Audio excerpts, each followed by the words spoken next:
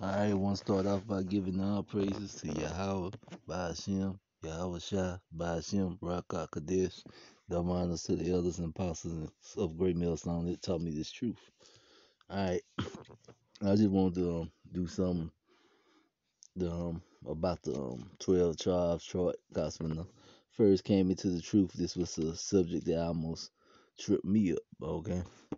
Man, it's because when you first come in, you hear everything about the chart, and then you hear, all the naysayers and all the for and whatever.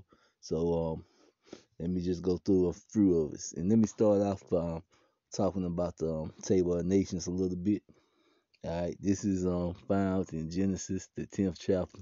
If you want the complete breakdown, and you see Israel breaks down into 12 tribes, but most of these nations break down into smaller groups, other groups of nations. The Edomites is made up of 13 nations. The Arabs, Ishmael, is made up of 12 nations too. So, it's not just, Israel. Just about all these groups breaks down into counterpart smaller nations. Okay. And you can get the list from Genesis, the 10th chapter. All right. Let me start off with Psalms 147, verses 19 and 20. He shows his words unto Jacob, his status, his judgment unto Israel. He had not dealt so with any nation. As for his judgments, they have not known them. Praise ye the Lord. So it's just telling you that our Lord Yahweh so far, the only people he gave rules to and told what to do, and then he showed judgment, putting judgment on is the Israelites. And that's why we the only people under the curses, right? Out of all these nations. And before I go on and get to the what I want to say about the 12 tribes charts, this is a rough breakdown of where the nations are. And a few things I know to get people tripped up is like, how they got Russia, Magog, and right now we know it's like Edomites in the land of Russia. So how is they Gog and Magog? And thing is, what you gotta understand, the nations on here that belong to Japhet, the Edomites have took over all them nations, and that's how part of how they hid themselves is by pretending to be them people, and they push them people out. Like I'll probably do another video later on because I had to look up and try to find some of these documentaries because when I was looking for them when I was putting this together, a lot of them you can't really find no more. But I believe that the original people of Gog and Magog pretty much like the present day of what we would call the Eskimos, Alaskans, up that way. They was pushed across the top of Russia into what we would call, modern day Alaska in that area, and they pretty much them natives. But that's another story. But let me go on and let me put up the 12 tribes chart. All right, this the 12 tribes of Israel. All right, and we know Judah, Benjamin, Levi make up the southern kingdom, and the rest of the tribes make up the northern kingdom. All right, let me get see Jeremiah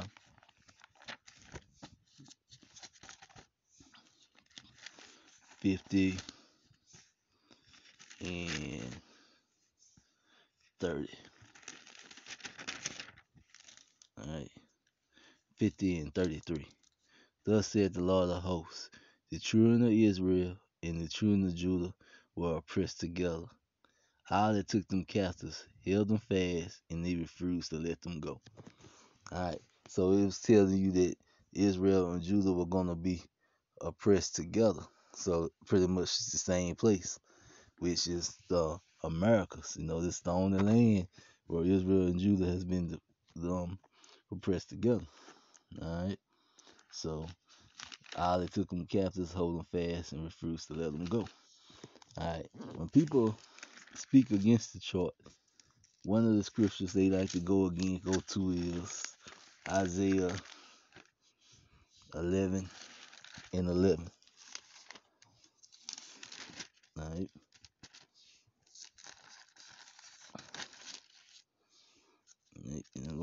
Because what gives me this is true, and it say, and it should come to pass, and that day the Lord should set in his hands again the second time to recover the remnants of all his people, which should be left from Asher, and from Egypt, and from Patrus, and from Cush, and from Elam, and from Sinur, and from Hamath, and from the isles of the sea, and should set up an enseignement for the nations, and should assemble the outcasts of Israel, and gather together the dispersed of Judah from the four corners of the earth. So pretty much saying everybody's going to be together, and that the main places they were going to be is the Middle East and Africa, because that was pretty much Africa, and that is true. That there are parts of all, the tribes, remnants of all the tribes in Africa and in the Middle East. All right, because when the tribes split up, then every single one didn't come over or they get moved. The tribes that they took the Southern Kingdom from are still in Africa, and there are still tribes that are part of the Northern Kingdom that are still in Africa. All right, but that doesn't include everybody, because what happened was in Second Ezra to tell you, and this is how Columbus knew to come to the Americas, because he read Second Ezra, he even said it himself, and he brought Hebrew interpreters when he came, so he pretty much knew what he was coming to. It's a documentary I seen on it, and if I find it, I have to do one on it too eventually. All right, this is Second Ezra verses. I guess I'm gonna start at verse 40. All right, Second Ezra, the 13th chapter, starting at verse 40. Thus, these are the 10 tribes which were carried away out of their own land in the time of Odezer, the king from Shemer. The king of Assyria led away captives, and he carried them over the water, and so they came unto another land. But they took his counsel among themselves, that they would leave the multitude of the heathen, and go forth into a further country, where never mankind dwell, that they might there keep their status which they never kept in their own lands. And they entered into the Euphrates by the narrow places of the river. For the Most High had showed them signs for them, and held still the flood till they were passed over. For the country there was a great way to go, namely a year and a half. And this is how you know they weren't talking about Africa, because it said they had a year and a half to go. In the same region is called Sasur. Then dwelled there until the latter times, and now when they should begin to come. Alright, so it's saying they had to go a year and a half to get there, so that's how we know. And they knew the way to get there, because this was the place that King Solomon came to gather the gold and all the stuff he used to build the temple, and the wood, gold, and stuff for the temple. He came over here to this land. The Lord showed them the way, and they still remember the way, and that's how they got here. All right. Now to go into details about the 10 tribes, you can read Genesis, the 49th chapter, where it went through and told about what the status of and what each tribe would be doing at this time. And if you skim through that, which I might go back and do something longer on that later, see if I can find a video that explains it itself, because I think I seen a video that GMS guy did to break it down. If I can find it, I'll probably put that in the description in the bottom, where he went through each one of these lands and showed where they at, and where these people relate to the Bible. But you check out Genesis the 49th chapter, and you read through that, and you can just see when you look at the chart how these people line up with this chart. All right, so then you know that this chart right here got to be right. All right, and it's always weird to me when people say they don't believe in this chart, because all the Israelites are will be dark skinned people. But here's the problem with it. The book of Revelations, all right, the 7th chapter, pretty much kills the theory that all the Israelites would be dark skinned people. Because it says, we'll see. Okay, I'm going to start at the 9th verse. Revelations, the 7th chapter, 9th verse. After this I behold, and lo, a great multitude, which no man can number, of all nations, and kindreds, and people, and tongues, stood before the throne and before the Lamb, clothed with white robes and palms in their hand. And they cried with a loud voice, saying, Salvation to our Yahweh, who sitteth upon the throne and upon the Lamb. All right? And all the angels stood around the throne and about the elders and the 4 beasts, and fell before the throne and worshiped them in their faces and worshiped them. Alright? And he said, a great multitude, which no man could number, of all nations and kindred and people and tongues stood before. So they was letting you know it's gonna be our people, right? And they was all running. And then you go down a little further, and let's see what's all right. Yeah, all right. And he said in the 13th verse, and one of the elders answered, saying unto me, what are these which are arrayed in white robes, which come of them? And I said unto him, Sir, thou knowest. And he said to me, these are they which came out of the great tribulation, and have washed their robes and made them white in the blood of the Lamb. So, John didn't even know who these people were because he couldn't recognize them. So they'll tell you that, the Israelites wasn't going to look like the Israelites no more. All right, and we go to, let's see, what is it? The Tobit, the 13th chapter, and it's the 3rd verse.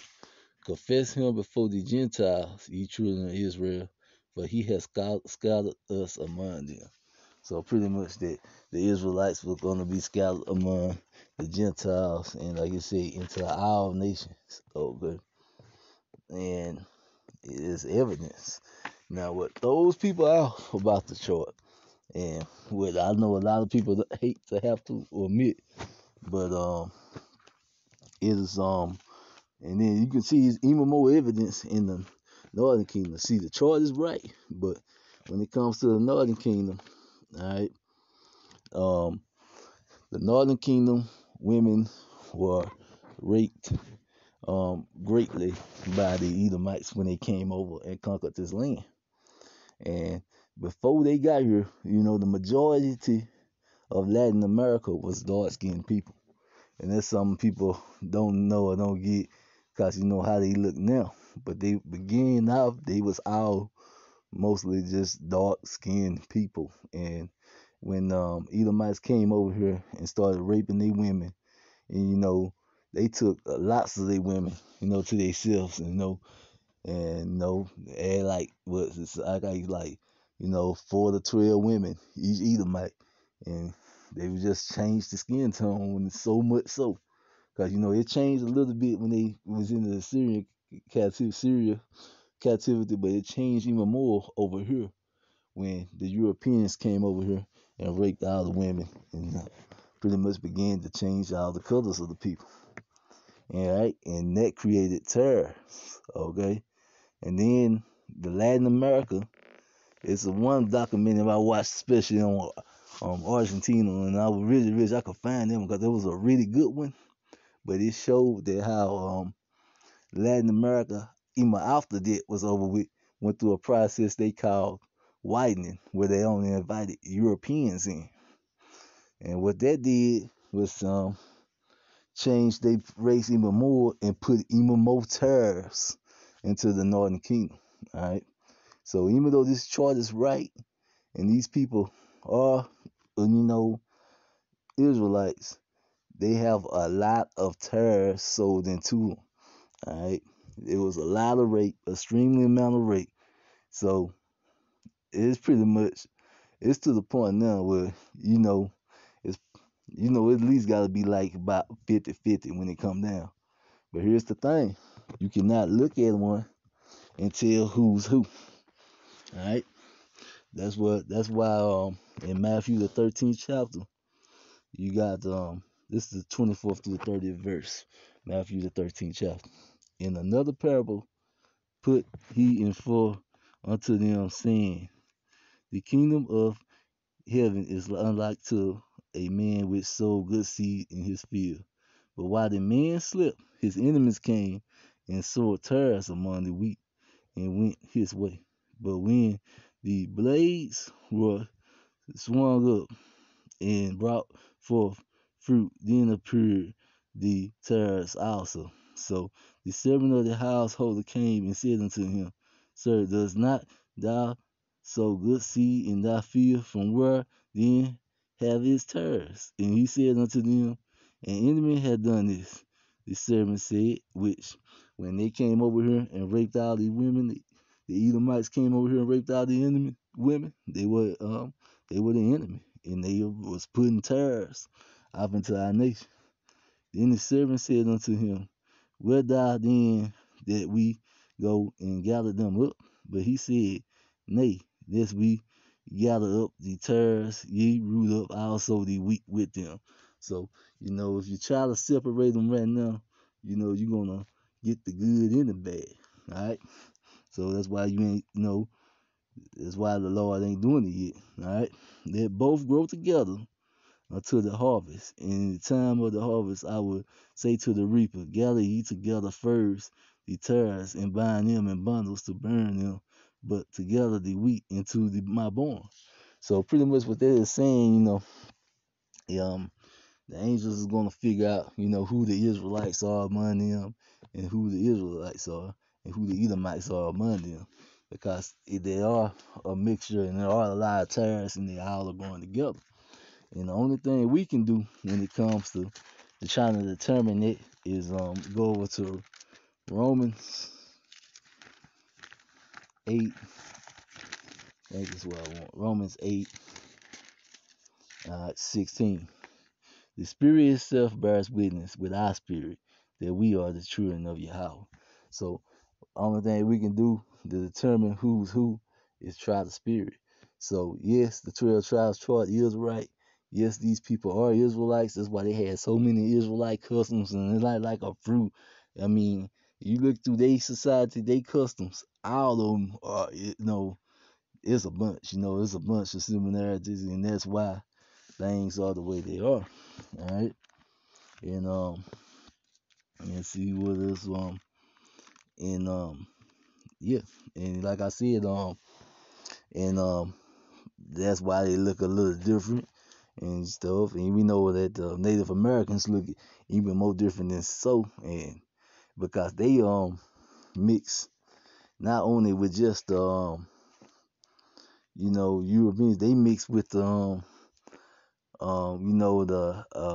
Alaskans, the Asians, and Gagamegal or whoever they were when they came over here, and that's how they got they look and why they look so much different. But they still are Israelites from the beginning because they had all the Israelites customs. And one tribe that I always tell people is the more research I did on Gag and Reuben. Gag is pretty much what we see as the normal Native Americans. But once they tell us a Reuben, the more research I did, the more the documentaries, and the more I looked into it, the more books I read, I came to the conclusion that Gad looked like the way he looked, but Reuben, them Indians were completely Negro.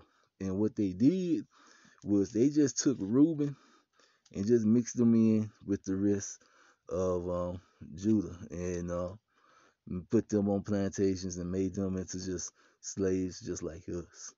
That's what happened to Reuben. All right, they just got mixed in with us all together, and that's also why so many so-called black people in this land can can't trace their roots back to any African roots, but they can trace themselves back to Native American roots, especially if you're in the South. And that's because a lot of the people who think they Judah are really Reuben, and they're gonna find it out in the end too. So that's one thing I discovered too as I look. And then another thing that always got me is people say that they don't like the 12 tribes chart because I think they say an elder had a dream and that's where it came from, and Neil and they say they want to dismiss it from that. But I heard a brother say that he didn't just have a dream, he had a dream, he woke and he went and he studied all night, and that's how he came up with the chart.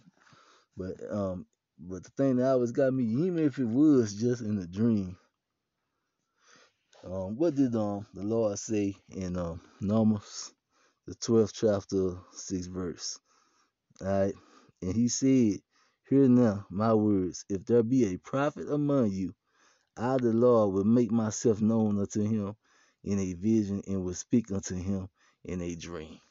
So trying to dismiss something because it was a dream is almost pointless of you even reading the Bible, because that's how the Lord spoke to his prophets, was through their dreams.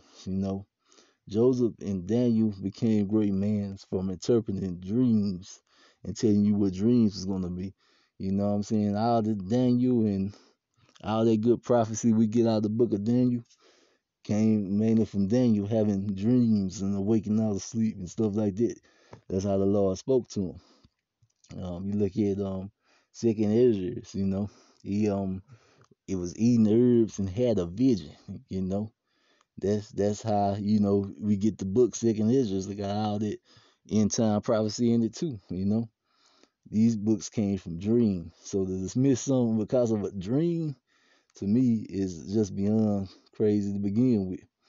And then you get what John and Revelations, that was his vision, his dream. He seen and he put it on paper. He just wrote it out. And that's his dream. And the biggest thing that got people shook about this chart and about Israel being scattered into all the nations everywhere is what Ezekiel was saying in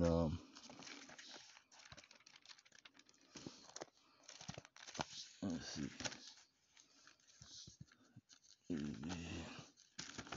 Ezekiel was saying in 37th chapter. All right, 37, and I'm gonna read. This is explaining this chart. All right, 37, Ezekiel 37, 16 through 22. All right, moreover, son of man, take one stick and write upon it for Judah and for the children of Israel and for his companions. Then take another stick and write upon it for Joseph and the stick of Ephraim and for all the house of Israel and his companions, and join them one to another in one stick, and that they shall become one in thy hand. And the children of thy people shall speak unto thee and say, Will thou not show us what thou meanest by these? And saying unto them, Thus said the Lord Yahweh, Behold, I will take the stick of Joseph which is in the hand of Ephraim and in the tribes of Israel his fathers, and will put them with him, even with the stick of Judah, and make them one stick, and they shall be one in mind and hand. And that's what this chart is doing. It's putting Israel and Judah back together. And the stick where thou hast right should be in thy hand and before thy eyes. And say unto them, Thus said the Lord Yahweh, Behold, I will take the children of Israel from among the heathen, whether they be gone, and will gather them on every side and bring them into their own land. And I will make them one nation in the land upon the mountains of Israel, and one king shall be king to them, David, and to them all, and they shall be no more two nations, neither should they be divided into two kingdoms and any more at all. All right, so That's what they doing. And the reason they fear the chart is you jump back up to the 11th verse. These he said unto me, Son of man, these bones are the whole house of Israel. Behold, they say, our bones are dry, and our hope is lost. We are cut off from our parts. Therefore prophesy and say unto them, Thus saith the Lord God, Behold, O my people, I will open your graves and cause you to come up out your graves and bring you into the land of Israel. So this chart is waking people up and bringing them back alive. All right, and then if you skip up to the 10th verse, so I prophesied as he commanded, and the breath came into them, and they lived, and they stood upon their feet, and exceedingly great army. And that's what they're afraid of. This chart bringing all the people of the Lord back together in this army awakening. All right, and let me get back. What was show? Go ahead, show you the table of nation again. All right, and if Latin America and the Native Americans, Israel and the Israelites, what nation do they fall up under? Because when you look at the 18 nations from the table of nations, they are not any of these people up under here. But everybody that's on this earth is listed in the Bible in the 18 nations. So where are they? I mean, who are these people? So by process of elimination, they got to be somebody. And yes, the chart is right. And yes, there's a lot of terror sold into the Northern Kingdom. But the chart is still right. And the only way we can determine is to try the spirit, because you can't tell by looking. You know, if they accept the doctrine, they understand this doctrine, most likely, they are Israelite.